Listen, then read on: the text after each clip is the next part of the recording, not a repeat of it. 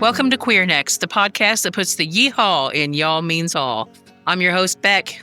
And I am your host, Dash. Welcome to today's episode. Is it nice weather there? I don't know. I haven't been out in daylight hours in a few days. It was nice last night, and then the thunderstorms came. Seems to be nice out there. I don't know. I'm sitting in my perfectly chilled 68-degree apartment. Well, it's chilly again here. I mean, chilly to my, Appalachian ass. It's like 65. And so I almost I've had the windows open. I was so chilled that I almost closed them. Let's see. It is currently 81 degrees in Waterville. Oh. 82 degrees. Feels like 82.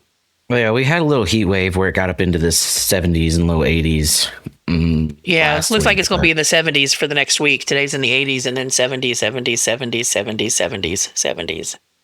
Have you heard about Super El Nino? Oh, no. What's that?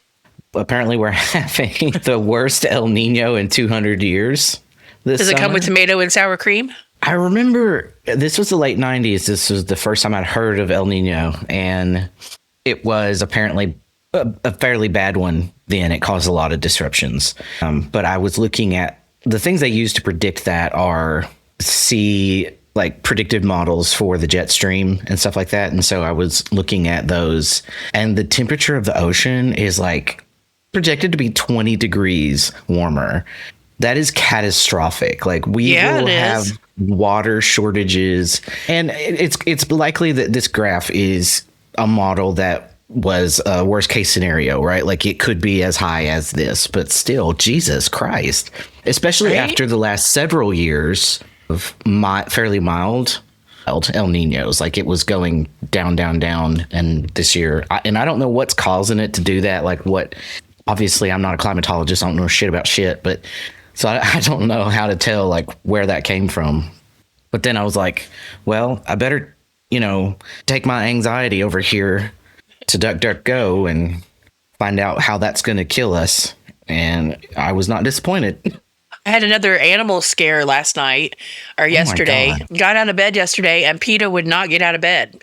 Normally, when it's time to get up, she jumps down there. I have a milk crate at the end of my bed. It was covered in a rug, super high tech, but it works as a step for her. And she usually just jumps down on the milk crate and then jumps in the floor and we go. She would not. And I tried. So Shanna came in and got her and carried her into the living room. She didn't want to walk on a leash yesterday. She didn't want to eat. She didn't want to do anything. She kept crying because we had some errands to run yesterday. She let trucks go by and didn't bark at them. All of the signs that PETA did not feel good yesterday. That's the Chihuahua death rattle. Yeah. But last night she finally ate something, and then I just fed the girls just now, and she ate. She got out of bed this morning. No problem. So I don't know if it was just a temporary, because we went out the night before. The morning she woke up 6, we were out till 1 in the morning. We went to the drive-in and watched a long movie. And so maybe she had too much barking, or she's getting to be an old lady. Maybe she had too much excitement that night. I don't know, but it really had me worried. Yeah. I can't lose 3 dogs in 6 months. I just can't. She just overdid it a little bit. She's not a young woman. You can't take her out clubbing that late.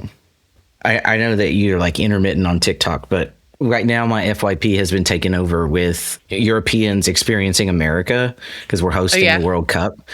And it's been a lot. There's a lot going on. There's some bickering because apparently we're not doing a very good job of hosting the World Cup. And so the people who are coming here, and I'm talking about outside of the fact that we literally keep detaining people for trying to come into the country and either work at or compete in an event we hosted and invited them to. All of those complaints are legitimate. Right. But they don't like our stadiums. They don't like the fact that they can't walk places, things like that. And it's we warned you. But one of my favorite things is people going around experiencing our restaurants for the first time, our chain restaurants, things that they don't have. And it's so interesting because they're just over the moon about, I saw this woman lose her mind about Olive Garden earlier. And it was really fun and it was totally sweet and wholesome. She was like, I can have all of this that I want. And she was, and it's so funny because to us, that's mid, but she's from fucking England. It's Like compared to what they eat over there, that's mean. Obviously, I don't know what British cuisine is like, but we're going off of stereotypes here. And some of the Americans in her comments are like, "Ooh, Olive Garden is so mid," and she was like, "To you maybe, but I'm having the time of my life. Can't you just be happy for me?" And I'm like, I really vibe with that. Like, can we just not be snobs to people who enjoy these, right? They're going to all the diners. Somebody went to IHOP, and this guy was just living for this half stack of pancakes he got with whipped cream and strawberries on top. And, it's really kind of sweet. I follow the opposite trend usually. I follow one guy's from Scotland. There's one guy from America that are traveling across mostly Asian countries, and they try street food everywhere they go, and they talk to the locals and that kind of thing. I find that like really, really fascinating. And then there's this one kid, his name is Dennis. He is Ukrainian by birth, speaks English fluently as well as Ukrainian, and lives in China and goes to China public schools. So he is like 8 years old and trilingual in. Whoa! But they let he's really cool because she sends him out grocery shopping by himself. He's literally between 8 and 10 years old. The account goes back a couple of years, so some of the videos are of him a little bit younger. But he goes grocery shopping by himself. He goes across town by himself. He does all kinds of things like that by himself. Stuff you could never do in America, and it's really interesting to watch. But we're both culture nerds, so. Yeah, exactly. I mean, travelogues are cool anyway, but I prefer it through the lens of food. I like people who are experiencing cultures in all kinds of ways. Anthony Bourdain was I really looked up to him, and I first experienced him through his show, No Reservations. And the whole like conceit of that show was food is something really important. It cuts across cultures. Food is a place where we can all meet. But also this idea that like you don't have to wait around for someone to extend a specific invitation. Americans are not very good at traveling abroad because we have such interest, like, I don't know, specific expectations of how we should be treated and what it's going to be like. And we are not cultured. We don't speak multiple languages, And so the whole idea behind No Reservations was just show up and experience something. Just go in with an open heart and mind and just be happy to be impressed or disappointed. Who the fuck cares? The point is to experience it. And that was really a cool thing for me to have access to as a younger person growing up where I did. I really liked The Frugal Gourmet, and he talked a lot about traveling through Rome, and he would show pictures in Italy and, all over the place. His name was, I think, Ken Smith. Was it Ken? Jeff Smith. His name was Jeff Smith. There's a movie coming about him. He was disgraced because they found out he was gay and he had a little twink boy and he fell from grace. He was a PBS star. He had a show called The Frugal Gourmet and he was very flamboyant. That was one of my first entryways into food and culture. People were still shocked somehow when he came.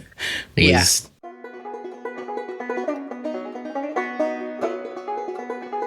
Do you watch food shows very often, like Top Chef or? I have occasionally. I like the Bake Off. I think it was Chopped I was watching with Sabrina because she likes that kind of thing. And I do enjoy them whenever I sit down with them, but it's not something that's a part of my regular rotation. Top Chef just finished their latest season last week, so I was curious. We watch it every season. There was also the Tournament of Champions on Food Network, which was really good. I think there's one that has been recorded that I haven't seen. So basically, how there's like only a small pool of actors when it comes to those shows. Like the same 3 judges show up here, and they're cooks on the next show, and they're judges on this show, and they're hosts on that show, and it's a very small repertoire of people. But they go head to head. And it's a blind taste test, and women have won every season, which I find fascinating. Now that you say that, I guess the pool of people who are at that level of accomplished in cuisine or whatever, and also good on camera is probably pretty small. Yeah. It's hosted by Guy Fieri. Did you ever watch Nailed It? Nope. Haven't heard that one. It's not really a cooking show, honestly. I mean, occasionally something good happens. Occasionally somebody makes something good. But the point of it is that these people are not very good at baking. It's usually, I think it's entirely baking. And it comes from that meme from the mid 2010s, right? Where somebody would attempt something. They're like, say, like, I decide I'm going to try to make a sculptured cake and I don't know what I'm doing. And I'm trying to make Elsa or whatever. Remember that picture that I couldn't stop laughing at of the Elsa balloon? No, I don't remember. Oh God, I've got to show you. Maybe I didn't show it to you. But like somebody would attempt something and then sit it next to the original, and it would say nailed it. Right. Obviously, they did not nail it. So it's based on that. But so they would be regular people who were like, yeah, I'm pretty decent at baking, and they would get them on and set them challenges, not give them enough time to do it, and the results were epic fails. Normally, like they just were not able to. But like, they were trying, and it was just a normal person. And it was interesting to watch that. And also it was funny. And it was hosted by Nicole Byer, who, if you don't know her, you should. You would really enjoy her sense of humor. Sounds familiar. Is she black? Yeah. She goes way back in the skit improv comedy scene. Well, I say way back. Yeah. I think I know who you're talking about. She also has a podcast. But yeah, so she hosts it, and she's like, very funny. And there's this French chef guy who actually does know how to bake cakes. He's very famous for them.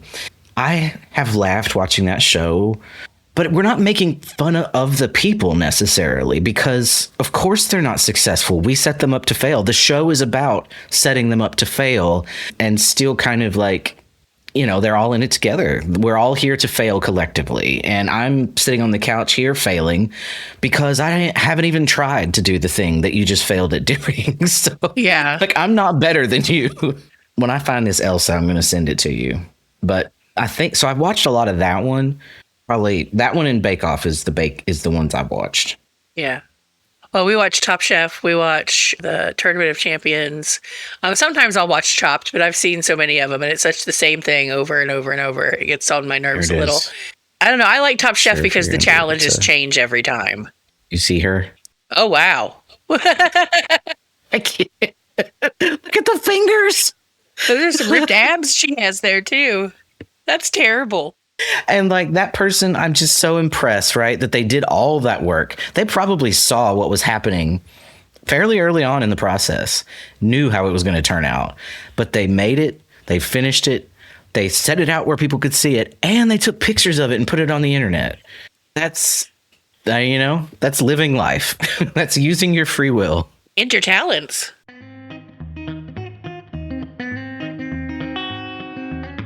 Well, so we gave ourselves homework because we're insufferable, and I believe it was called Book Report, but we just decided that we would talk about whatever we had watched or whatever. We didn't really say like whether it had to be recent, but what was that like? What did you come up with? Well, I kind of struggled with it because I am watching several different kinds of media this week. I went to the drive-in and saw Declaration Day, which I do not recommend. Disclosure? Even though it's a Spielberg Disclosure Day, yeah. Even though it's a Spielberg movie, it's really not great. Like, we just kind of sat there wondering, why is this so bad? Like, what are we missing? Okay, I'm interested in that. Well, they give you no reason to care about the characters, and they just tell a story, but there's no connection to it, right? I just didn't think it was very good. Yellowjackets. You said you're watching Yellowjackets. Did you finish season 3? You said you were in the middle of season 3. Well, no, the middle of season 2. We're in the middle of season 2. Oh, okay. There's only 3 seasons. Yeah.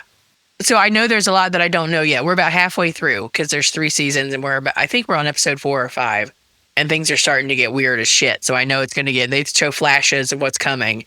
So I know things are going to get really weird. So we'll see where that goes. And I know I'm totally late to this. I know everybody has already been out in the wilderness. They already built a shrine. They already had a trauma response. They possibly have eaten somebody. And I'm just now showing up saying, wait, what happened? Right? Somebody's running for office. Yeah, they are. She's running for senator. And she's like the main queer person in the thing. And that's another thing I love about it. There's so much queerness going on in it. There seems to be kind of an equal footing, at least for the 96 girls, where there's nobody even cares. There's not a lot of homophobia yet. I don't know if there will be, but there doesn't seem to be a lot of homophobia yet. They treat it just like a regular It bugs me when people introduce gay characters just to have them stress about coming out or people being mad that they're gay or whatever. Like that trope is so overdone, just go on. We've already talked about coming out. What happens next? Right. Not everybody is baptized. Like, just keep going. It's of the life for this person. Right. Exactly. I am so many things. I am so many different kinds of person that I forget being queer is what people find interesting. It's like the 8th most interesting thing about me. You know what I mean? Like, I just have so much else going on. I just forget people care about that. But it's really good because they do kind of forget to care about that in this show. There's lesbian makeout scenes. There's a gay marriage and they have a kid and all that kind of stuff. If you've not watched it, it's basically this high school soccer team is going to the national competition and their plane crashes on the way into the Canadian wilderness. They have no idea where they are, but it's the Canadian wilderness. And they are there for 19 months. They tell you that, like episode 1. And so it's just time passing. And it happens in 1996 when this happened. And they also show you what was happening in 25 years later. So 2021, 22 is when the second part of the show takes place. And it's just to parallel the lives of the young ones and the old ones. And it's got Juliette Lewis. It's got, what is her name? Christina Ricci. Yeah, Christina Ricci. She plays a crazy-ass little lady. She gets crazier. I love her character. I never know what she's going to do next. I don't think I've made it to season 2 yet. That's one of those shows that I can't binge it because it's so saturated. It's so like full of ideas and wackiness and stuff, and I'm somebody that has to process things, I guess, when it's jam-packed like that. Right. And so every time we turn around and we do something wild, I'd be like, wait a minute, okay. Where does that go in my brain? Yeah. But yeah, her character is bug nuts. Yeah, where are we allowed and celebrated to be so weird? I appreciate how diverse the characters are too. Like, there was just a wide variety. And I can't imagine getting to an island with all of them and having to make it work, because knowing what I know now as the only out queer person, I would not have done well. I would have been the one they designated to cry in the corner into my hoodie. I probably would have lost a leg the first day or something. Like, my luck is not great. But I really like in the show, the diversity of characters. It gives them a lot of different things that can go on and change. There's every kind of color. There's every kind of race in there. Everyone has different sexualities, different stories. I think it's really great how diverse they let people be. Different moral compasses, different ways of falling apart. It's a mixed genre show as well. So it's kind of a mystery thriller procedural because there's been a murder, possibly. This is in the present.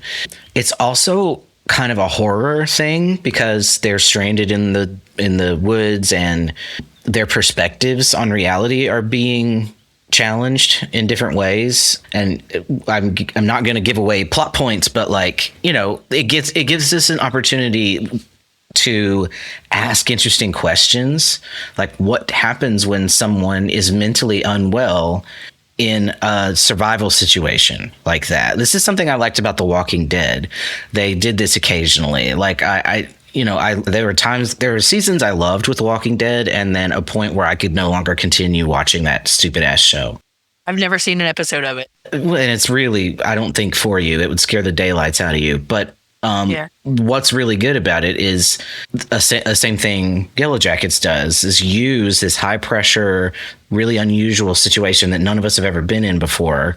None of those people have ever been in before, and most viewers have never been in before, to ask interesting questions about how people react to things, how different people with different shit going on react to stuff. There's a scene in the first episode, so I don't feel like I'm doing any spoilers here because it's first episode. They crash the plane, and Christina Ricci's character as the young one is looking for food or something. I forget what she was looking for, but she comes across the black box, the flight recorder, and it's blinking. And so they could have found them probably, but she reaches into the thing and pulls all the wires out and kills it. Now, I don't think that's a secret that ever comes out, because at least in season 2, they're still talking to her. You know what I mean?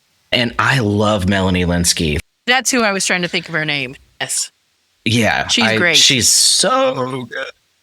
Lauren Ambrose also shows up in season 2. I know she was She was kind of, I don't know if you'd call her a queer icon in the 90s, but she was like every lesbian I knew had a crush on Lauren Ambrose in the 90s. Do you have red hair? Yep. Yeah, then she just came into the episodes that we're in. I like how they're handling all the characters, and I love how normal they make being queer. Yeah, that's awesome. Well, now I will jump back in and finish it then. That way we can talk about it. Okay. We're taking it a couple, because Shanna works from 6 a.m. until 3 p.m. most days. So she has to leave for work at 5 a.m. So she goes to bed pretty early. So we can only get like 1 or 2 episodes in. She was off the last few days, so we got a couple of extra episodes in, but we work pretty slowly through them. So you have time. I think somewhere out there, there was either supposed to be or may still be a 4th season, a final season. They had some issues. They had to shut down for COVID, and then when people were allowed to start again, they couldn't, because Juliette Lewis is a Scientologist and she wouldn't take the vaccine. And then after, they were only contracted for 5 years, so now they've got to convince these people to either sign a new contract, or I know more about the production than the show, just because I like to read about stuff like that. Right. So I hope they get to tell the rest of the story in a way that they wanted to, for their sake and for the viewers. I'm just curious how they're going to end it.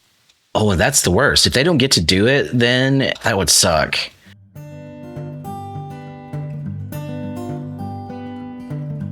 The same thing happened with, well, it happens a lot, right? Shows that are building to something, that are doing a long form storytelling. One of the hazards of a television show that does that is that it could get canceled before they get to finish telling the story. So this is what happened to Firefly, which is a sore spot for a lot of nerds. This is a Joss Whedon show from 2002, and it's called a space western because they're essentially cowboys, and it is essentially, the western genre, but in space. It was not a good fit, and it was a great show, right? Fuck Joss Whedon and what he did to the people, especially the women who worked on his shows. But Firefly is a great show. Just like Buffy the Vampire Slayer is a great show. But in 2002, people weren't interested in stories like that because we were very angry, right, about 9/11. All of television and film rearranged itself in the year 2002. And so it was really bad timing for a show like that. So it got canceled after 1 season. So then they made a movie. They released a movie afterwards to wrap up the story. And it was okay. Not everybody gets that chance, though. There's lots of shows that have wrapped, and I have no idea what happened. That's right. There was another show, I can't remember the name of it, but that was another group of girls that get stranded on an island. Basically, they are sent away to this camp for behavior modification, and it's how they survive on this island. And then at the 2nd season, there's some boys introduced, the boys side of the thing. And then I was really interested. They had some really good stories starting there, and then they cut the show. So I was very upset about that, which is kind of why I strayed away from Yellowjackets for so long, because it kind of made me angry that I had already seen a show like that and it didn't finish. So I kind of took it out on Yellowjackets because it's the same genre, which is stupid, but that's the way human brains work. Like that Hot Wings show, I had to physically tell myself, you don't have to like Hot Wings to actually watch that show, Becky. That's so funny. Hot Ones is cool too, because it's the idea of it is he's very good at his job. Yeah. Wants to ask really interesting questions of people who are probably tired of getting the same old questions asked of them. Well, I had a hard time deciding as well, which makes sense because the both of us consume so much various forms of media. Everybody does, right? But in particular, we both read and watch a lot of things. We don't have kids, right? And we get to spend our time how we want to. But there were 2 things that happened that were interesting to me because they were kind of intertextual. So one is Wikipedia freefall is something I do a lot of times if I'm watching something or if I think about something, I'll be like, oh, I want to read about that. I'll go to Wikipedia and read about it. And so I was checking back in with something I already knew about based on a movie I had seen of someone I already knew about that I was really interested in. So the creator of Wonder Woman was a guy named, I forget his first name. I think it was William Moulton Marston, but everybody called him Moulton Marston. He was a professor of psychology, I think. And you ever noticed things about Wonder Woman that are kind of S&M coded, right? She has a whip. The only way to disempower her is to handcuff her, to put her two like wristbands together, and she can't move anymore. So even like her outfit is a kind of like S&M getup, and we have to like take this back to its original thing. Well, he was into S&M, actually very early adopter of the American S&M scene, a more mainstream, like not the severe underground kind, you know, like by this time he was getting into it, there were shops and stuff where you could buy the gear. So it was a more organized underground scene. So I knew about him and I found that really interesting. And then they made a movie about him called Professor, I think, Marston and the Wonder Women. Let me Google it just to make sure that's what it's called. That sounds familiar. Yeah, from 2017, Professor Marston and the Wonder Women. And it's, you know, it's not a great movie. It's good. I enjoyed it. It's got, you know, biopics are hard. But even more interesting than his being into S&M and like Wonder Woman coming out of that and being kind of a representation of a dominatrix woman, it was more of a dom sub type thing, was that he was polyamorous and he had a wife that he was legally married to, and then they had a girlfriend who lived with them, and she was the inspiration for Wonder Woman, their third, who actually, she started out as a student. It was very so both he and his wife were professors of psychology, and then this woman was their student. She fell in love with the wife first, and then they all talked about it, and they all decided that they were cool with becoming a throuple. And so this was in the 30s and 40s. And so they were just really living a secret queer life. And then they started to have children, right? Like the third woman who wasn't married to him, they got very complex. They had to move places because people would find out or start to suspect about them, and then they would get run out and have to move somewhere new. And so the movie does interesting things with that.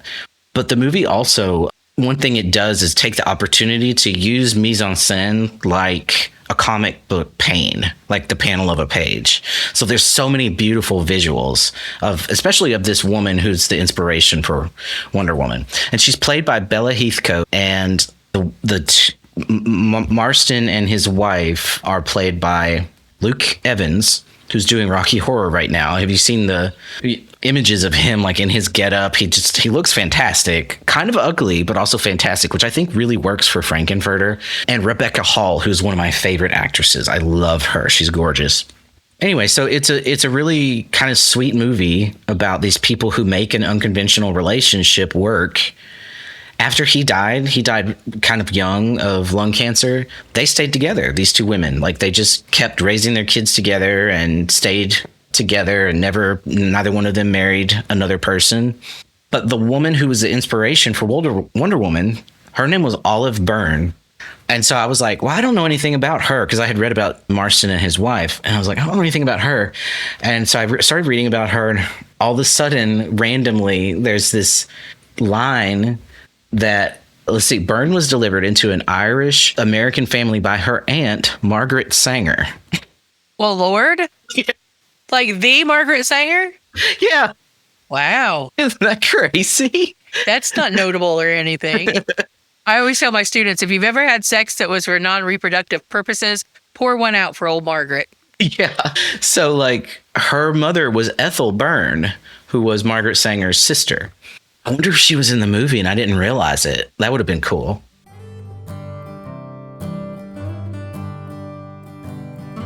But another thing that I watched was actually just last night.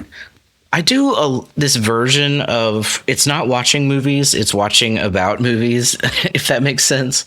I have quite a few Plex libraries of just various people. What's a Plex library?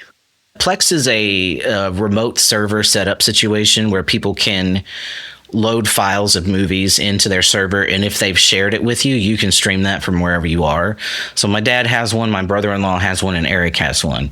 So between all of them, not only do I have every movie ever made, I've got some seriously deep cuts. And yeah, a lot of that stuff probably fell off the back of a truck, but I didn't pick it up off the back of a truck, so I'm not doing anything wrong. It was them. Right.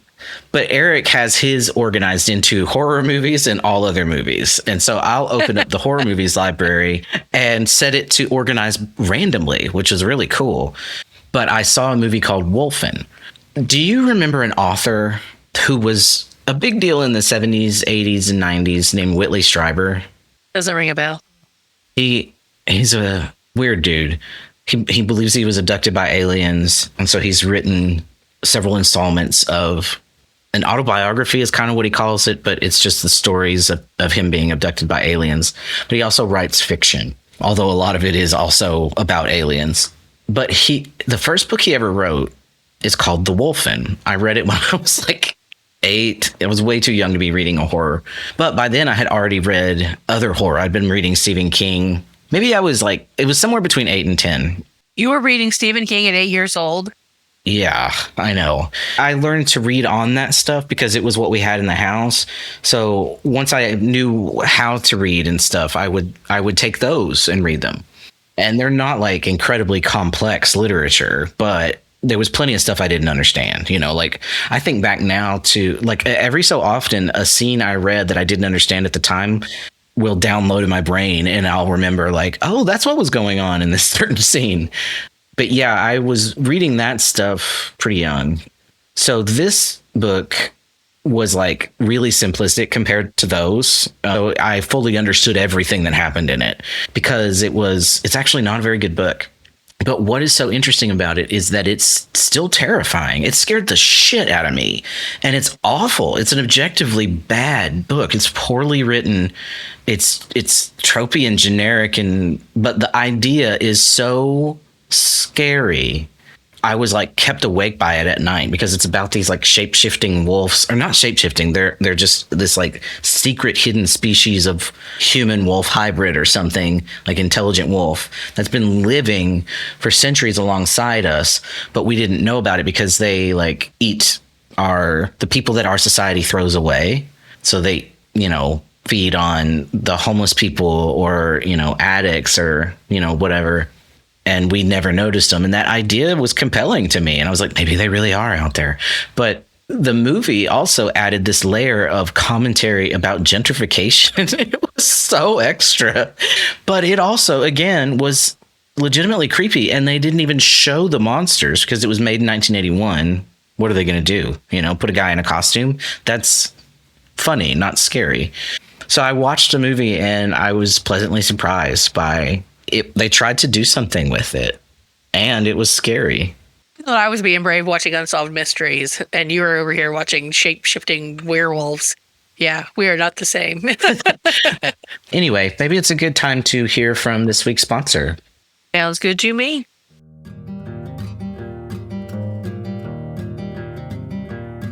All right. This episode of Queer Next is brought to you by the Homemade Treehouse.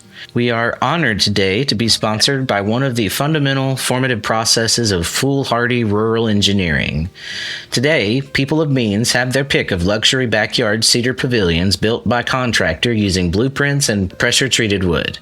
But the tree houses of our youth were absolute death traps constructed by 3 neighborhood kids who found a rusty hammer and a box of bent roofing nails on a Saturday afternoon. It was character building to waste a whole day building a death trap from materials you might as well have built a coffin out of. Abandoning all reason, math, physics, and parental supervision, you had a waterlogged piece of plywood for the floor, a single green 2x4 holding up the main weight, and 3 mismatched plastic milk crates for stairs. You nailed the whole thing directly into a scraggly pine using hardware never meant to hold human weight, creating a civil engineering crisis 30 feet above the gravel. The actual completion of the structure was never realized. You ran out of nails by nightfall, or you realized nobody had the upper body strength to haul a discarded car seat up into the branches. The project just stopped, leaving a half-finished platform of exposed wood and jagged edges hanging over the creek bed for the next 6 years. But even though it was missing 3 walls and a roof, that platform stayed central to every single game you played. It was a pirate ship, a spaceship, a top-secret military bunker, conjured from the oppressive boredom of summers in the holler and held together by frayed bungee cords and the grace of God. From this vantage point, your problems felt small and the world seemed less sharp. Every time the wind blew, the whole structure groaned in a way that should have triggered an evacuation, but you just sat up there anyway, sharing a sleeve of stale saltines and planning your eventual escape from the country. For certain slightly different kids trying to find an unsurveilled corner of the world, this shaky wooden deck was a sovereign queer nation. It was the one place where you could sit above the tree line, look out over the ridges, and make up your own rules for how life was supposed to work. The homemade treehouse, teaching country kids how to trust a structure held together by hope long before we had to do the exact same thing with our adult lives. And now back to the unsanctioned, ill-thought-out, dangerous but necessary project we call this podcast, also built out of whatever scrap we found lying around. We legit would just nail a stick into the crook of a tree and call it a treehouse. I was always too afraid to climb trees. I'm afraid I was going to fall. Oh, really? Falling's kind of part of it. Yeah. I don't know. I was always a big kid. And so I always felt I was too big that if I hit the ground, it was going to hurt too much. So I just never did. My brother was all into it. It was just, I didn't like getting dirty, except for softball, because that's where you're supposed to get dirty. Yeah. But other than that, I didn't like getting sweaty. I'm still like that. Well, and you have to, I think you have to get used to that young. So like getting into being an outdoor person after a certain age is probably different because you got to get over that like discomfort, the icky feeling, you know, whereas if you were a kid, you were always used to it. Yeah. Yeah. Something about pine trees too. You could climb those things forever. Did you bring a noun of Appalachian interest? I did. Let's pull it up here. Lord, stick with us, internet. Please. If I cut out, just let me know, okay? Okay. All right. Today's noun of Appalachian interest is the Underground Railroad. Now, I know what you may be thinking. Beck, that is not a noun. That is a whole historical system. And to that, I say, first of all, don't grammar police me on my own podcast. But second of all, yes, it is. It is a noun phrase, and that absolutely counts. I will take my points and a little biscuit on the side wherever I can get them. Thank you. Something we should say out loud before somebody pictures Harriet Tubman in a little conductor hat yelling all aboard through the mountains. The Underground Railroad was not a real train, and it was not just a few people. It was not a tidy little map with dotted lines and snack stops. It was a dangerous, secret, changing network of people, homes, roads, rivers, woods, churches, caves, wagons, boats, courage, and lies told to slave catchers with a straight face. It was dangerous work. And Appalachia matters in that story because Appalachia sits in the borderland. The mountains and river valleys of this region were not just pretty scenery for a calendar your aunt buys at the dollar store. They were passageways and hiding places. Every road was the hard road, and then there were places where a person might find help, but also places where a person could be easily betrayed. The Ohio River was one of the big dividing lines. On one side was Kentucky, which was a slave state, and on the other side, Ohio and Indiana were free states. Ohio was a free state by one vote, though. That's something I learned when doing my research for my master's thesis. But free state did not mean safe. Let's be real about that. Crossing a river did not magically fix racism, poverty, danger, the culture, or even the law. The Fugitive Slave Acts meant that freedom seekers could still be hunted and dragged back south. So when we talk about the Underground Railroad in Appalachia, we are talking about people risking everything because the world they lived in was built to deny them liberty. And the terrain itself could be both a helper and a threat. A mountain road could hide you, but it could also wear you out. A river could carry you towards freedom, but it could also drown you. And a holler could shelter you, but only if the right person lived there. Like we've learned here on Queer Next, Appalachia is not and was not just one thing. It was never just one thing. It held enslavers, abolitionists, free black communities, Quakers, poor white families, bounty hunters, church folks, wagon drivers. That is one of the things I want us to sit with for a moment. The Underground Railroad was not only famous names like Harriet Tubman and Frederick Douglass, it was also thousands of unnamed anonymous people who opened a door or left food or even rowed a boat or looked the other way or said, no, I haven't seen anybody, while absolutely and definitely having seen somebody. And hear me say this, I do not want to turn this into one of those stories where white people get centered as the heroes. That happens a lot with the Underground Railroad, but not on my watch. Folks love to tell stories like freedom was something handed down by nice white abolitionists with clean aprons and good intentions. But the heart of the story is the enslaved black people choosing freedom for themselves, choosing danger over bondage, choosing the unknown over the known horror, choosing to run, to walk, to hide, to swim, to climb, to keep going. And that's the story, that the helpers mattered. Lord, they mattered. But freedom seekers were not just being carried along, they were making impossible choices in a world that punished them for wanting to own their own bodies. And that is why the Underground Railroad belongs in Appalachian history. Like everything else, it's complicated. It's not because Appalachia was perfect, because it wasn't. Nor were the mountains innocent. Not every cabin was a safe house, and every river crossing ended in freedom. No, it happened because this region was part of the struggle. The same ridges and rivers people now talk about beauty were part of the escape, the fear, the survival, the resistance. So when you hear Underground Railroad, picture someone cold, hungry, still moving. A house where people inside know that helping them could cost everything. Picture Appalachia not as a backdrop, but a place where history ran through the woods, across the water, and up the mountain roads. And if you were taught that Appalachian history is only coal mines, front porches, and old-time music, well, bless your heart, somebody left a whole lot out. Do yourself a favor and research this further. There are lots of stories to be told. And remember sometimes that the most Appalachian thing a person can do is look at an unjust law, shut the door behind somebody who needs shelter, and say, I don't know what you're talking about. Wow, very informative one. I learned a lot about the Underground Railroad when I was doing my thesis research, because Portsmouth was definitely on the Ohio-Kentucky, border there. Like the guy that wrote the 13th Amendment, the one that abolished slavery, right, grew up in Portsmouth.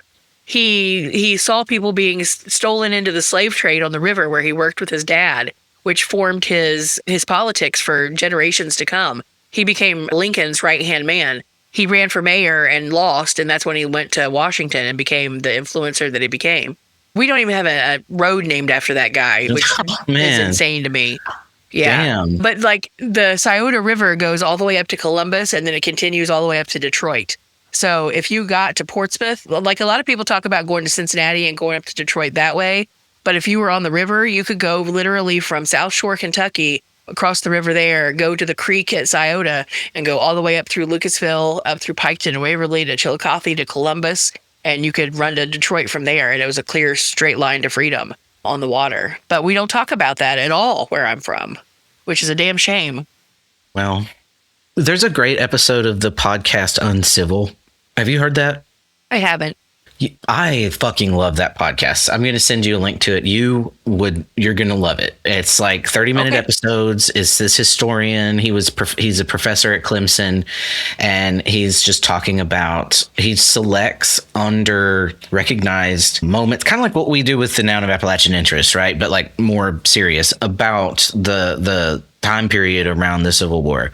But he did an episode on the Combahee River ferry raid, where, Harriet Tubman, it's so badass, and I'm not going to do it justice, but basically she spent 24 hours going back and forth, just bringing hordes of slaves from this plantation that was across the river. She led an expedition of 150 of them, and the 2nd South Carolina Infantry. These people had already been freed by the Emancipation Proclamation and joined the Union Army. But this raid is so badass because they're just she didn't stop, and she got hundreds of them. Let me see if it says how many. 300 men just in one evening on June 1st, 1863. 300. I learned a lot about Harriet Tubman when I read a couple of months ago, Harriet Tubman Live in Concert by Bob the Drag Queen. It's a wild story, but you actually learn a lot of actual Harriet Tubman history when you read it. I gave it 4 out of 5 stars. I would recommend, that's a good one to read. I'm writing it down this time because I didn't last time you said it. It sounds so funny. Harriet Tubman, Live in Concert. It's very Bob. Fucking love Bob. Yeah. Hello, this is Editing Dash cutting in here with a technical announcement. So we lost the rest of these recordings to internet demons. So you're about to hear us spin the wheel and come up with our assignment for next week. And then the episode's going to transition to our very first episode. Not the whole thing, but bits of it. And I thought we could celebrate 1 year by looking at whether we've improved or not. So you be the judge. All right. So we should spin the wheel and find out what kind of the topic of what we're going to talk about next week. Wow. This is a good one. I'm excited for this. We got Joke Thief. Ooh. So a joke that makes you laugh or a comedy set that you think about a lot. I'm always replaying some of my favorite ones in my head. I'm just going to maybe like think of a few and jot them down throughout the week and then try to tell them. It's kind of tricky telling somebody else's joke, but can say what you think is funny about it or whatever. I've got like 10 different ideas already. Yeah, me too.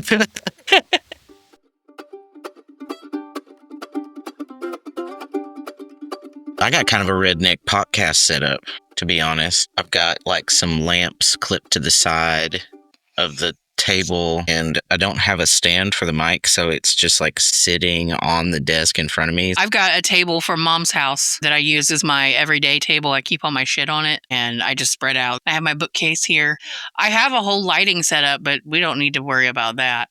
Cool. Yeah, I don't have anything. Like all my books are in the floor behind me here. Most of my books are still in storage because we knew we were only going to be here for a year, so we really didn't unpack that much. Is that some sort of, because no matter how long I'm going to stay somewhere, I don't unpack. I don't know if that's some homeless fear, that like this trauma of I'm always afraid that I'm going to lose my house. Right. But I still live like that, I guess. I worry about being able to feed us. That's my big worry. And having things like we have more underwear than God should give because, that's just stuff you didn't have when we were kids. You know how many pairs of shoes I've got? Yeah. Because when we were kids, we'd grow out of them. Like I grew like a weed, and we got all our shoes at the yard sales. And there's like one brief window of time where whatever pair you have fits you right. And then that goes by pretty fast or they wear out. So now I just like hoard shoes. My mom would take me shopping. We'd go to Columbus because it was the closest big city. So we would go to the JCPenney outlet. And on the way there, we would stop at a video poker machine and Mom would play for a couple of hours. And then we'd go to JCPenney. And then on the way back, we'd stop at the horse track and she would play the horses. Yeah. So gambling was a big part. But there were many times we had no money and my dad would send my mom to bingo and she'd come home with a couple $100. It's an investment. It was. They played the lottery like it was their 401k. I almost thought about playing the lottery the other day. I've never had that impulse once in my life. We go pretty regularly. That just started a couple of months ago. It just makes me feel close to Mom. Yeah. The further away I live, the more I'm like noticing the things I miss. So they don't have pawn shops here. I've never lived anywhere that doesn't have poverty before. And so I can't function here because all of the things that we built to make up for the stuff that wasn't available, right? Those micro economies. Nobody trades for shit here. If people need to get rid of something, they try to sell it to you. And it's like, okay. Like they will try to squeeze $5 out of a piece of garbage. I just had to deal with a bunch of redneck men selling all my dad's stuff. So that was a lot of fun. Negotiating prices on shit with them on like boats and tow trucks and all kinds of shit. But like I need shit. And I'm trying to ask folks, like, where do you get your tools? You telling me just go to Ace Hardware and pay full price for new shit? Right. I need a pawn shop that I can walk into and get a $5 20-year-old Black & Decker that I can abuse until it flies apart in my hands. And they don't do that here. But are they illegal or they just don't have them because they don't have that kind of issue? Nobody's hungry. Nobody worries about losing their house. It is bizarre. Wow. And it's not like stuff is cheaper, and it's not like anybody makes a shitload of money. You know what it is they have socialized state-backed healthcare. Safety nets, right? Back home, everybody goes broke on healthcare until they die of whatever the last thing they couldn't afford was. Here, man, I'm spoiled. It's just the shit you need falls from the heavens here. And it's so like I arranged my problem solving skills. They just don't apply here. So it's weird to get used to. But growing up, like there was a Walmart in Kentucky, in Tennessee, and there still is not. There still ain't nothing where I grew up. But Mom and Dad, they both worked multiple jobs. And then like once a month, we went grocery shopping for 5 people and 3 rapidly growing fucking corn pone redneck children. I remember like the first of the month, we'd get our food stamps and they'd load us all up into my dad's van, Big Bertha, which was this cargo van. And we would drive it up to Kentucky and spend hours. Each of us would get our own shopping cart and fill it with everything. We each had a list we had to get. I loathe grocery shopping. To this day, I won't do it. I won't either. It sucks. And then you got to only do pickup. Yeah. And then we get home and you got to fucking load it all in a trailer that the 5 of you barely fit in. Yeah. Much less the month's supply of shit you just bought. And then you got to make it last a month. I mean, just our whole lives revolved around the logistics of procuring food and resources. And now it's even, you would think that I would feel good that it's easier now, but I don't know what to do with myself. I don't know how to function. Yeah. No, I get it. I want to give all my money away. I find myself donating to different causes and pet shelters. And, I have $10 to spare. And I'm like, who can I give this to? And I don't think people that grew up with money have that same kind of, urge. No, and if you need to downsize or something, there's this listserv that everybody at the university uses, even retired people are on it. And if they need to get rid of something, they'll send a message out and they'll be like, I'm selling this or whatever. And it'll be some horse shit. But it's still you can't, if I need something, I'm not going to sit around and wait until somebody happens to send it through this listserv. Right. And so for them, that's a luxury. They're like, oh, interesting. I always wanted one of those. And for me, I'm like, where do I get a $5 drill? Yes. They do have those here. They have garage sales here. They've been having them lately, so I've picked up some stuff there. It's mostly the people that have them is the old folks who are going into homes. So I've gotten all my furniture that way. What's today's topic, Becky? The first thing that popped into my mind was the story that my grandpa told me about running moonshine. We're going straight to Pappy stories? Yeah, the first thing that popped into my mind, because you brought him up. My grandfather, my papaw, he was such a character. He was one of the kindest men I have ever known. It was my adopted grandfather. He told me a story one time when he was born in the 20s. So in the 30s, he was, around a teenager when there was prohibition and all that kind of stuff going on. And they were making moonshine on one of the stills up on the hill. And he said it was at night, and he went running because he was trying to tell them all that the revenuers were coming, right? So he ran, and the cop finally caught him. And he said that he was sitting in the cop car, and he was just shaking. And the cop was like, "What's the matter with you, boy?" And he's like, "I'm cold." And the cop was like, "It's the middle of July." Nothing to see here. Did you have bootleggers where you grew up? Did I have what? Bootleggers. Oh, yeah. Was it a dry county? No, but the township that I was in was dry. Yeah. You had to go across the river you had to go into Lucasville to get liquor. Did they have one of those systems you drive up and flick your lights? And I never bought, all of the moonshine that I have had has been given to me without asking, because I'm not a big drinker, right? Yeah. There was a lot of alcoholism in my family, so I'm not a big drinker. But all of the moonshine that I have been given has been basically against my will. When I first moved to West, I think I gave you a pint of the apple pie moonshine, didn't I? Yeah. Yeah, that was from one of my cousins. I still know people who are making moonshine. It's been going on. Yeah. It's never been not happening up that hill. My aunt makes it. Well, she did last time I talked to her. We had bootleggers for that's where you had to get beer. And so when we were in high school, we would drive up to the bootleggers, and there was a whole complicated system with ATVs going up the hill and stuff. Well, you could get liquor and stuff in Portsmouth. The state liquor store was there, so you could get anything like that. You could get beer in Lucasville on the other side of the river. But on the north, so there's the valley side of the river and the northwest side of the river. I went to school on the valley side of the river, but lived on the northwest side of the river. And over in Valley, you could get beer and stuff like that. But over in Morgan Township, it was dry. Yeah, it was dry for all the counties around. So it was the whole Tri-County area. And you could go down to Tennessee. People would go down to Jellicoe to get beer, but you couldn't get liquor there. You couldn't get anything harder than malt liquor down in Jellicoe. Yeah. It was just moonshine around me. And a lot of those moonshiners moved into weed in the later years. There's a lot of weed up Big Run. The entrepreneurial spirit. Yeah. Well, there's not a stitch of flat land all the way up that holler, so they grow it on the side of the hill and do all that kind of stuff.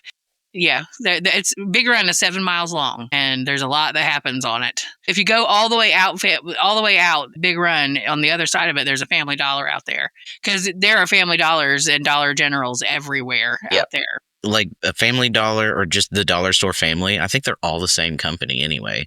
Probably. And Waffle House basically holds Central Appalachia together. There's no Waffle House in Sauter County here anywhere near. There actually wasn't where I grew up. Well, there wasn't restaurants. There wasn't stores. I mean, just got a Taco Bell. The day we moved out, they opened their doors for business. And before that, all we had was a Wendy's. And that was still pretty fancy for Lucasville. There was a Kentucky Fried Chicken. What was your family's indulgent? We ate so much fast food. Were y'all on fast food omnivores, or was there one in particular? So my mom and dad both worked a lot, and Giovanni's Pizza, you've heard me talk about that a lot. Yeah, right. That was a big one. And then there was this place called Jim Dandy where you could get a Big Mo and a Coke for 99 cents. And we'd have them deliver 20 Big Mo's and Cokes to our house. My mom grew up fairly poor, and her mom always bought, I don't know what the equivalent of generic was back in the 50s and 60s. Store brand.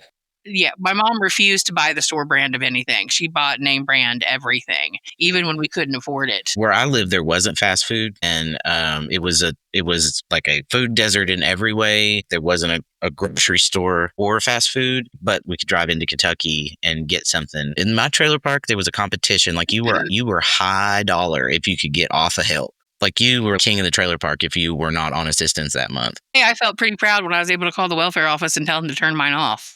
Yeah, I don't know. It's a little bit of that bootstrap thing, but there's also just nothing wrong with feeling like you've accomplished something. Yeah.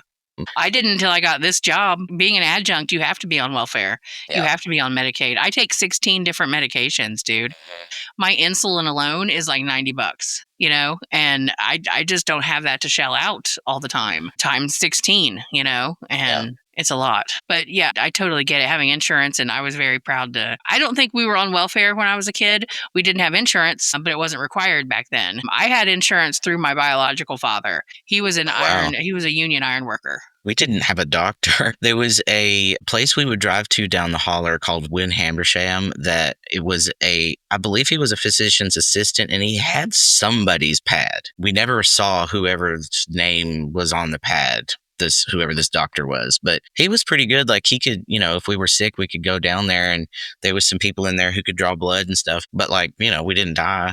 Lucasville was one of those small towns that had a pharmacy that your papaw could go in and come out with antibiotics, for the dog. They would just say they were for the dog, but you could get whatever you needed. Lucasville was one of those small towns. My grandma won the countywide Christmas decorating contest a couple of times. When we were going through all the stuff, I found they did a Xerox copy of the check that she got one time. So I got to see that, where it was from the radio station. They sponsored the contest. It was cool. Well, we called this show Queer Necks. I mean, I just sort of said that I'm a fan of a portmanteau. It's just sort of part of my brand of humor.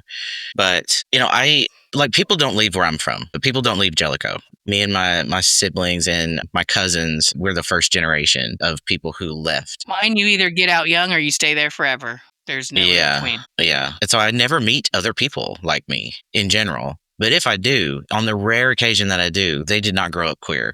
Where did people work? Like, where was the big employer? At the hospital, the prison. There isn't a lot of factory works. There was a big shoelace factory, but it's down to like 20 employees. That's like industry. Like y'all had stuff. Steel mills. Wow. There's still steel mills there now. We're right on the cusp of coal too. Like an hour from us, there's coal miners everywhere, but that's not something that has extended down into southern Ohio yet. I don't know if it's just not there, but in West Virginia, there's all kinds of coal there. Yeah, that's the only work that Jellicoe had was the mine. Yeah.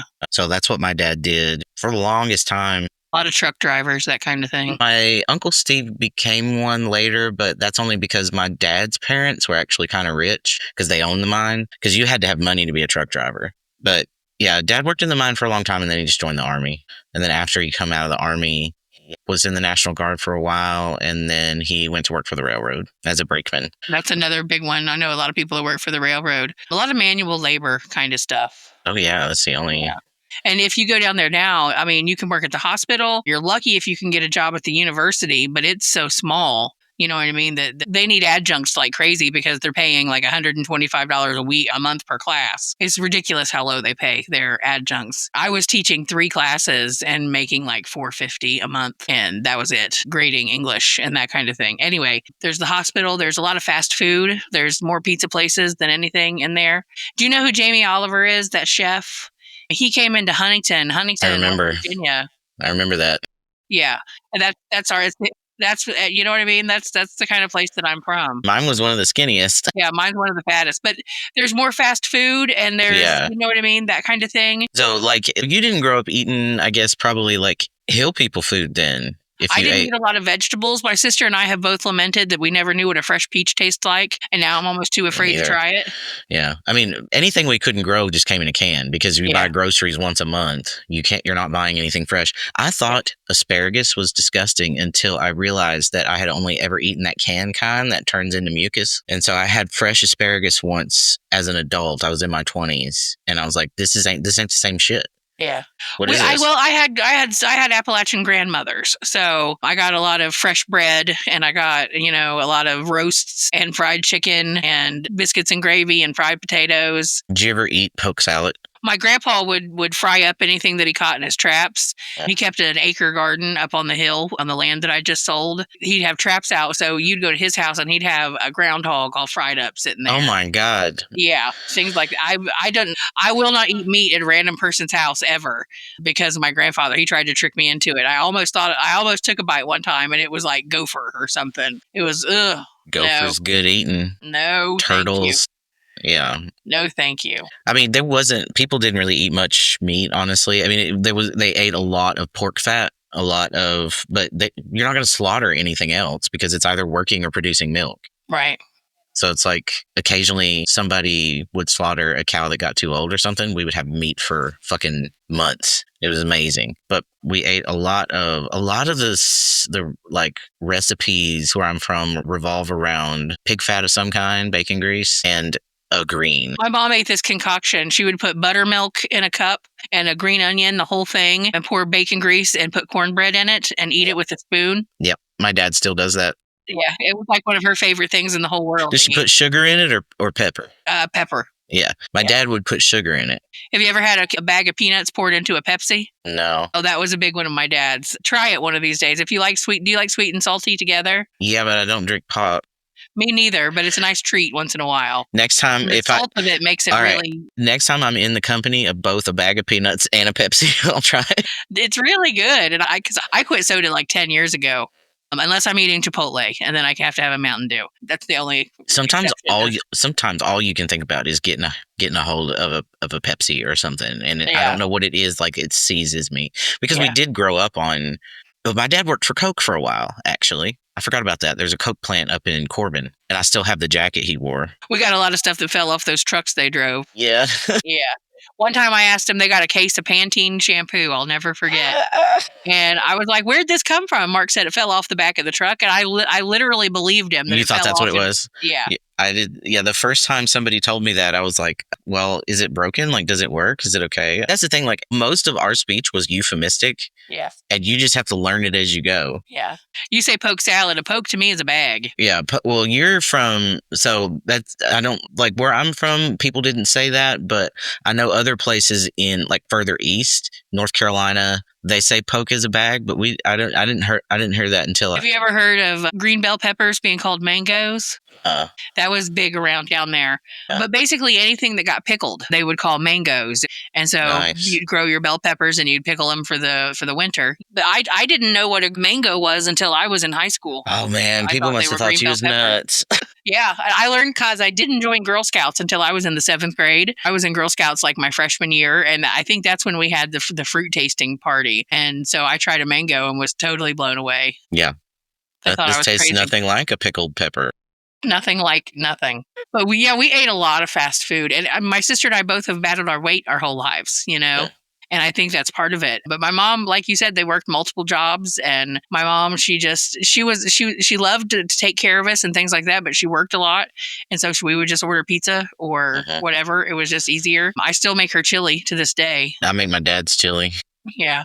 Well, and spaghetti was a big one. If there had been restaurants, I'm sure people where I'm from would have done that too, because it would have been so much easier. My mom I remember eating, she had like 5 to 10 recipes that she could just whip out like nothing. And we ate those on a loop for my entire childhood. As part of my ADHD, I didn't get diagnosed till I was 42, but I've had clear signs my entire life. Especially when I was little, I would go through phases where I would only eat one thing for months at a time. When I was doing my undergrad for the second time, I got on a Wendy's chili kick and ate it like every day for a year. I didn't know that was an ADHD. Yeah, that's thing. an ADHD thing. I got diagnosed this year, and I do that. When I was a dog sauce, it's a bean and meat. It's like a paste. It's a hot dog sauce that, you put it on top of hot dogs. I don't like hot dogs, but I like hot dog sauce on bread. And that was all I would eat was this hot dog sauce on bread. And like they would buy it for me by the case. And when my dad was cleaning out my grandparents' house the first time, he found a whole case of that still in their closet from the 80s. I remember finding all this, like the food from the company store. because they never officially outlawed company towns. And so Jellicoe was a company town until my parents were born. And so you can still find company credit, like the little plug nickels and stuff around there. The food they had at the company store was like government cheese, potted meat, gigantic sacks of evaporated or dried rice and potatoes and stuff. And so you'd find it decades later and it would still, like, I would almost be like, is this edible? Like, this might still be good. This stuff is made not to expire because it's basically military surplus. Right. I gotta say, government cheese makes a killer grilled cheese. I still love that shit. Yeah. I will tear up a Vienna sausage. Yeah. I can't do mystery meat. I don't like hot dogs. I don't like those little sausages. I don't like bologna. I can't do that. Oh, yeah. I don't like most lunch meat. Fried bologna. Well, I was the oldest too, so I got cooking duties before the others. And so when you're like 9 and you're trying to figure out how to feed siblings, and I like couldn't do anything much. I could boil water and I could make a grilled cheese. We just started trying to find new things to stick in the skillet or new things to boil. And so that's how I invented ramen abomination, because we would take those just Maruchan ramen packs and then try to find shit in the fridge that was about to go bad, like celery or whatever, and cut it up and throw it in there. I still made that when I was in college. I put peanut butter in there one time and it kind of tasted like pad thai. Yeah. Chili with peanut butter sandwich is one of my favorite things in this world. We didn't do that. I learned about that from you. Yeah. Have you tried it yet? No, I live alone and don't cook anymore. My meals is a rotation of cereal and peanut butter and jelly sandwiches, because I don't know how to exist as a singular unit. I don't know how to, if I don't have people whose well-being is tied up with my own well-being, I just say fuck it all and don't do anything. Yeah, Shannon's like that. And I think that I know people who are from like middle class backgrounds and from the Midwest, and they're not like that. They're not built that way. They're able to be independent in regards to domestic things or just having desires. I don't have desires. If I don't have work to do or somebody to take care of or somebody to look after, I don't know what to do with myself. That is some redneck trauma. Yeah. Yeah. I was the youngest, so my experience was a little different. And my brother and I had some problems, and my mom separated us. So when we weren't in school for the summers and stuff, after I turned like 8, I would go stay at my grandma's. She was a nanny for an MD and a PhD. So they had 3 kids, and they lived like right behind where she lived. So I would go to grandma's, and I would be there from the time she would go to work before the girls got up and come back home after the girls had been bathed at night, right? So she was gone all day, every day. She would get home in time to watch Jeopardy. So I would be there in her apartment by myself for hours upon hours, and they would leave me money because I was too young to cook, and I was able to order my own Giovanni's, my own No's, and things like that. That's a totally different kind of self-sufficiency. Kind of thinking back on it, they were really letting, like, what would have happened if one of those delivery men would have figured out I was 8 years old and by myself? You know what I mean? Yeah. Yeah, I didn't know how to order like food over the phone until college. Yeah, oh no, I learned that one early. Yeah. And I was always the one that got sent in to go pick it up too, because I was the youngest. What's something you learned that you didn't know when you went away to live with normal people? That Catholics existed. My college roommate was a Catholic, and all my friends were Catholics. And I was like, what the hell? I thought everybody was either Baptist or... There's different kinds of Christians? Yeah. So many little things. Yeah, I keep I remember them sometimes. Like I didn't see a crosswalk until I went to college. People have family photos where people are not smoking in them, or you don't let people smoke in the house. Midwesterners, they don't let you smoke in their house because it's their house and they don't smoke, and it's rude. And I'm like, wow, this is totally different. Yeah. You let company do whatever. Yeah, you feed them your last egg. Yeah, you do. You do for family and stuff. I kind of like it when people come over and smoke because it makes me think of mom. The smell of cigarettes makes me think of my mom and dad. So my mom's dad worked in the mines like his whole life. In a company town, they give folks the leftover materials from as they excavate the mines, like the beams and things. If you collect those, you can build additions onto your house. He even put a bathroom in later. They had running water after a time. They still had a well though, but it was still like, and a lot of hillbilly houses are like this. There's a main room that's right in the middle, and the potbelly stove or whatever it is will be in there. And that's where everybody sits, like all the cousins, all the family or whatever. And then when it's time for bed, they all go off to the separate parts that have been built out on the house. And my earliest sense memories is sitting around when I was a baby, kind of dozing off because it was getting late, listening to the grown people their voices kind of rumbling and talking about shit I didn't understand and smoking cigarettes. And it was like being in the womb. Mm-hmm. That's like the safest I've ever felt. That's how I feel about going to bingo and walking outside and smelling, it's such a visceral throwback for me. The smell, because like on halftime at bingo, you walk outside and everybody's out there smoking, and you just walk into a cloud. And the smell of whiskey, and that reminds me of my mom. It makes me almost throw up when I smell it. I can't handle smelling alcohol. My family wasn't drinkers. I mean, there just wasn't. Like, you kind of had to choose, but I mean, if you were somebody who had the resources to get alcohol, then you would do that or whatever. But it was really frowned upon. Like, there was a big stigma associated with alcohol when I grew up. My mom would talk shit about her grandfather, who was the town drunk, as she called him, and how they found him and they had to, what's the word I'm looking for? Juice him at the end. And she would talk all kinds of shit about that. And that's exactly what happened to her, and these things repeat themselves. Yeah, and vices are main killers in my family. I can't tell you how many people have died from COPD and lung cancer. And, my mom died straight up from alcoholism, cirrhosis of the liver. And my brother died of a drug overdose. And he was a full-fledged alcoholic his whole life. He was an alcoholic by the time he was a teenager. There was no... I was too. Yeah.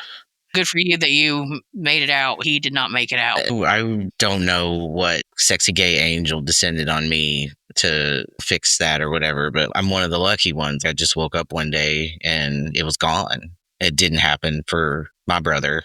I was telling somebody this the other day about like how, the people we go to high school with are dead of opioids, the war, and doing redneck shit. My mom says they died of, hey guys, watch this. Just like you feel the time, right? There's no work. It's not that there's nothing to do. It's that there's nothing to aspire for. And so you just do increasingly dumber shit. I mean, I knew somebody who died from falling off a bridge that they were only on because of a dare. Wow. I knew somebody a cousin that fell off a trellis. Yeah, that's what it was. A teenager. Yeah. They were bored out walking. Yeah, exactly. And sometimes it's just that nobody is ever around or nobody thinks to say, what the fuck? And I don't know where that learning gets derailed, but it is systemic. It's hopelessness, I think. It's lack of self-respect. The cycle of poverty, man. The cycle of poverty, yeah. It's, because we grow up and we see our parents struggling. My mom would have been so happy if I had just married some random truck driver, lived up a holler, had 5 kids, and had that life. Yeah. She would have been completely proud of me and whatever. She didn't understand what I did. She didn't understand my going to school. She didn't understand my being gay. Right? I rose above my raising, and she didn't understand that. Did it sometimes feel like she was a little uncomfortable with that? Oh, yeah. 100%. Yeah, my mom at several points of my professional career has given me the don't get above your raisin talk. And it's like, I feel this profound insecurity or inferiority complex thing. My dad, when we got into a big fight about white privilege one night, and I was still pretty new into the whole field, and I didn't have all the words that I have now that I could have had a better conversation with him. But he got to screaming, and this was Mark, and he said to me, for somebody that's getting a PhD, you're not real smart, are you? That took the breath out of my lungs, because your parents are supposed to be the ones that are rooting for you. Exactly. My biological father, he called me professor and sent me gifts and, just told me every time I talked to him how proud he was of me. But my mom and Mark, I think if I had quit with a master's degree, it would have been fine. Weirdly, things between me and my family in regards to a lot of things, particularly politics, got easier to navigate the more I distanced myself from them because of the transition. It was transitioning that it was like drawing a line in the sand.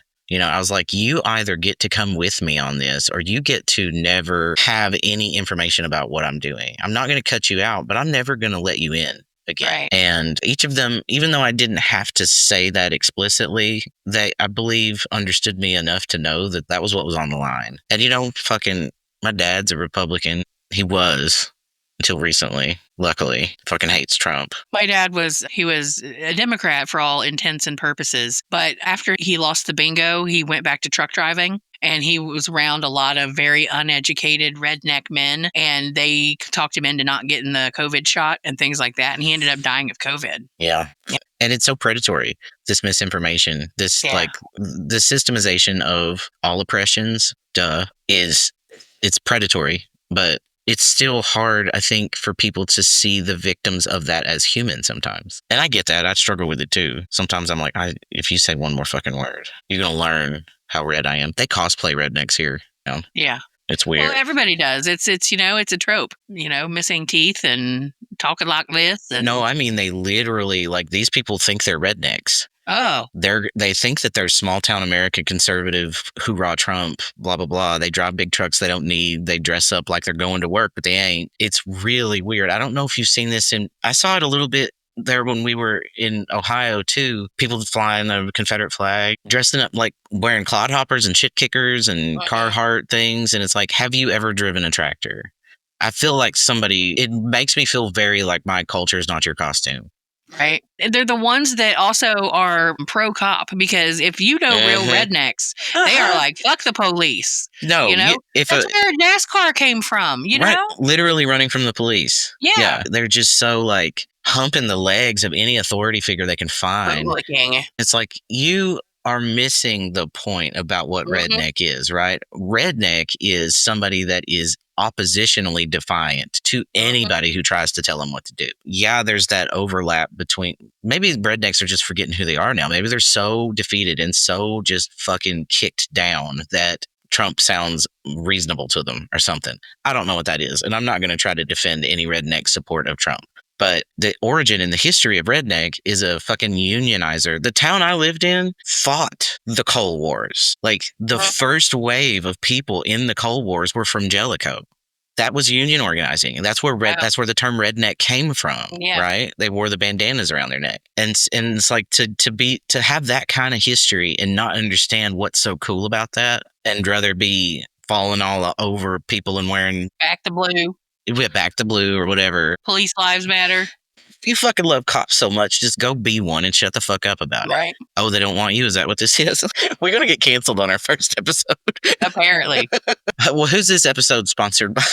Ancestry, apparently. Ancestry.com. The Kentucky Lotto. See, when you say you would go from Tennessee up to Kentucky, we would go from Ohio down to Kentucky because cigarettes are cheaper. Yeah, they are. They still are. If you cross the bridge from Portsmouth into Kentucky, either direction you turn, there's 5 or 6 cigarette stores that you can go to. That was actually my first hustle, was selling cigarettes to kids on the playground. Oh, wow.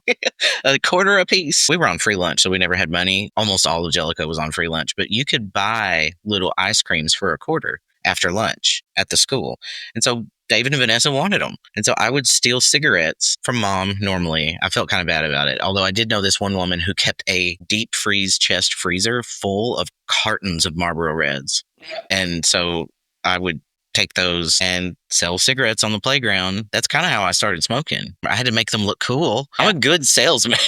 I saw you smoking a cigarette. I thought you quit. I did quit, and then I moved to this hellhole. Gotcha. According to Facebook, it's been a little over 10 years since I quit. I started some medication. I'm trying to take better care of myself. I've got to be a better friend to people and myself. I was more mentally ill than normal the past few months, and it got kind of rough. So I called a doctor and started some medicine, but the medicine I'm on is supposed to also help me quit smoking.